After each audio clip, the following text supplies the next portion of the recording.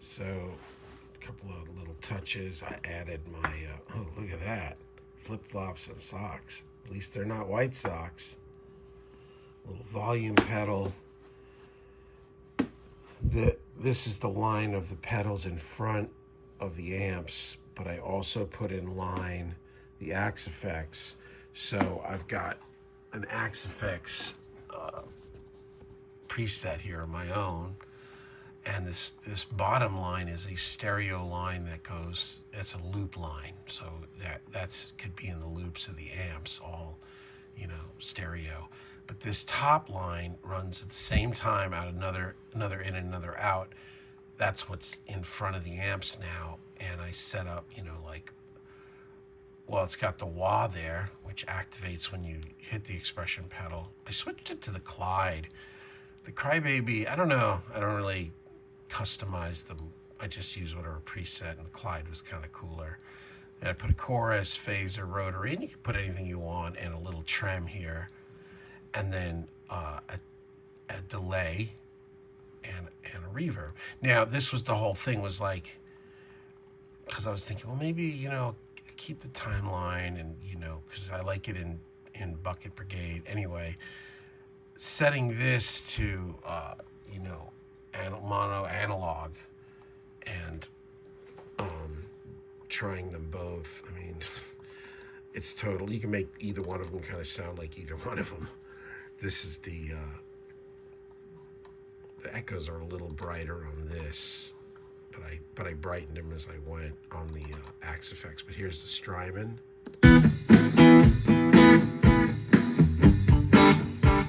You're just hearing this through the phone, right? Turn it down. And then this is Axe-Fx in front.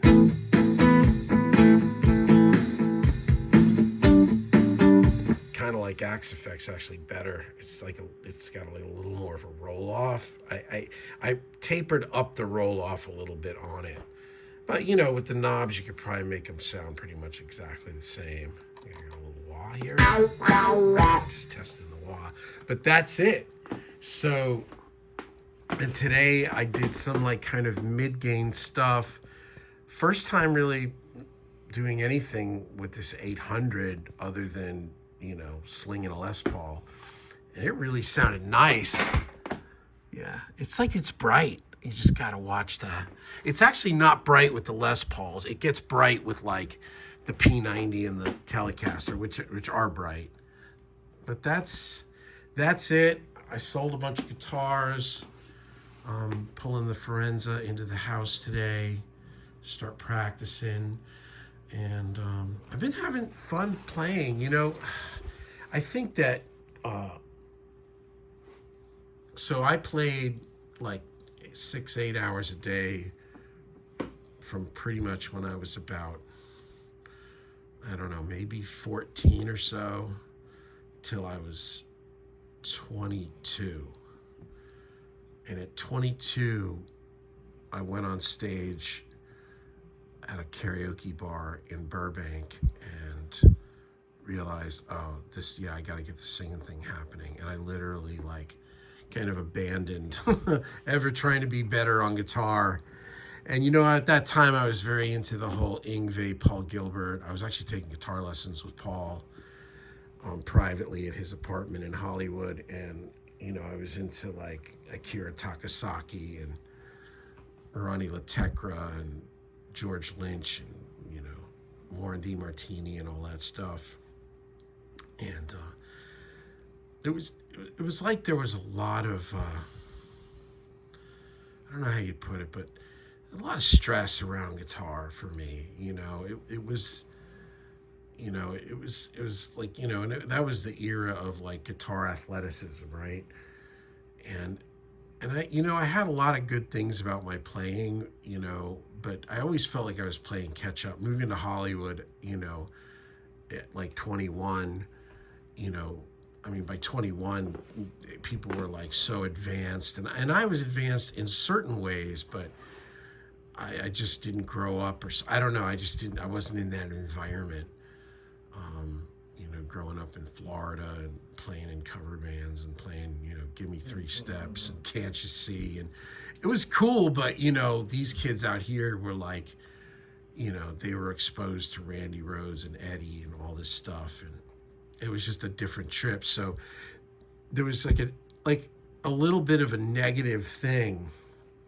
And the other night, I was like, what am I gonna do? I went through my phase where I'm like, oh, I want to learn how to chicken pick, and then I realized I can't stand chicken picking. I don't like Telecasters. I don't really like that music. I don't even dig that playing. I mean, it's cool, but that's not what I'm about. I like David Gilmour and Billy Gibbons and Neil Schon and you know guys, Joe Walsh and George Lynch. Those are the kind of players I like. I'm not into that's just not my thing. So, but I sat there on the couch. This was like 2 nights ago with the guitar, and I just was like doing like one little riff, medium, but I was feeling, and I just kept playing it over and over and over again. I mean, over and over again. And I was like, this is what I need to be doing. Just starting to enjoy guitar and because I'm a feel player. At the end of the day, I'm a groove feel player. I'm not trying to be, all these guys on YouTube that are like playing like, I everything's like warp speed, and I'm not even into that playing. Like, I dug it when Yngwie did it, and I dug it when Paul did it, but that was also 40 years ago. You know what I mean? Like, so I'm not really that into that stuff anymore. I mean, I still hear Yngwie tunes, and it makes me kind of crazy, just listening to it because it's intense. But that's not really where my head's at, and but sitting there, I just was like, let's just start here. Let's just start relaxing and having fun and playing, and just playing just for, not for some big, like advancement or like, some kind of world domination improvement, and not playing for money. There's no money. Just play. So that excited me. That was a new concept, and so I'm like, all right, I want to finish this off, and I want to get playing, and and I have a membership to TrueFire, and I worked a little bit on a couple of the programs. One was a guy like advanced, or not, like the Cage System and beyond, and it was kind of interesting, watching, kind of a little bit like Guthrie Trapp, like not so much thinking Cage, just thinking like chord forms and stuff. But that was cool. And then there's a dude on there that's a funk player, kind of like a shaved head. Maybe he's got a little ponytail or something in the back. I don't know. Maybe a Spanish dude or kind of Native American or something. But that dude's badass. And that's like, I love funk playing. And, I have my moments where I'm okay, but, like that would be fun to get my chops up. And that would be something that also ultimately would be productive for the music, that I make, because, you listen to a lot of top 40 nowadays, and it's a lot of funk. It's a lot of funk guitar in some of these, Bruno Mars and, what's the Watermelon dude, Watermelon, I can't think of his name. The guy's been wearing like a tutu thing lately. I don't know what his name is. Harry Styles. But there's a lot of funky guitars. So anyway, and I play in a wedding band. We do a ton of disco, and so it'll be positive. But anyway, but this is it. Like, I've got a bunch of stuff for sale in there. I got my Telecaster up for sale. I don't know, maybe I'm just not into it. And I've got the 3 Strymon for sale, and I've got both Suhr Reactive Loads. It is definitely not a seller's market right now here on the world of Facebook Marketplace and Craigslist. You know, I'm almost tempted to just take it to Guitar Center and just be done with it, because I kind of also don't always dig people coming over to the studio. You know, you feel them out. That's why I'd rather sell on Facebook than Craigslist. At least Facebook, you can kind of like go on, look at their profile. You see their, you know, like, oh yeah, this guy's cool. He's, yeah, but you know, Craigslist, you don't know really who's coming over unless it's somebody you actually know. But I just wanted to kind of put this out there. Yeah, you know, the wah's nice. I've got a Crybaby down here too. It's a little janky though. It's all like duct taped up. These are those Ernie Ball. These are great volume pedals, passive. Anyway, so yeah, there's a little wah. I got like one client that loves for me to play wah on every single song. I'm telling you, he thinks I'm Kirk Hammett. He thinks I'm Kirk Hammett, Bo. What do you think? Oops. Did you have fun tonight coming in late? Look at that. That's my best buddy right there. He's like, oh, Dad, I'm not really camera ready right now. You're always camera ready because you're beautiful. Right, Bo?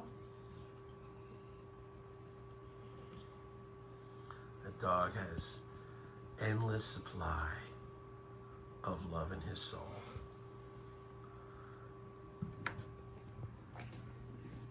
Ferenz is going to be my learning guitar, my practice guitar. That neck on that PV Forenza is absolutely incredible. And I'm telling you, man, I went and played a ton of boutique $3,000, $4,000, $5,000, $6,000 guitars all around Nashville. That thing plays better than anything that I personally. Well, it plays amazing. And there was so many guitars were so ragged. I mean, custom shop guitars with the high E string cut too low at the nut. Talk about a rookie move. Because it's catching that first fret and creating harmonics. And it's like, and you know what they're going to do? Oh, no, I think they're going to adjust the neck. You adjust the neck, my balls. The rest of the strings are fine. The high E string is buried. You ain't gonna adjust the neck, because then you're gonna, then it's gonna throw the rest of it off, and then you're gonna go, oh, I'm gonna do this and raise the action. I know what you're gonna do. I know the hack move. Get the money and get this dude out with this guitar with problems. So it was 3 in a row had the same problem. I couldn't believe it. And I mean, these are like the beloved, the beloved genius big guitar builder. Oh no, man, just give me a Fender Squier, throw some Duncans in it, call it a day for $900 and be done with it, right, Bo? Then when you're done with the guitar and you're sick of it, you just smash it.